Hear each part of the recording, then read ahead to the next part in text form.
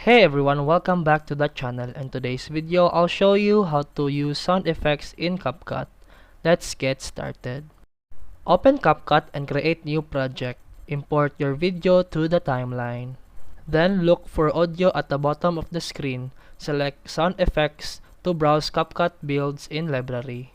Then search for the sound effects you want. Then insert the sound effect into your timeline. After that, cut and edit the sound to match your scene. And this is how it looked like.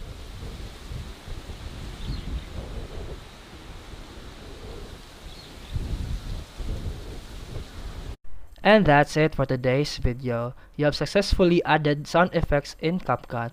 If this video helpful, please like and subscribe for more videos. See you in the next one.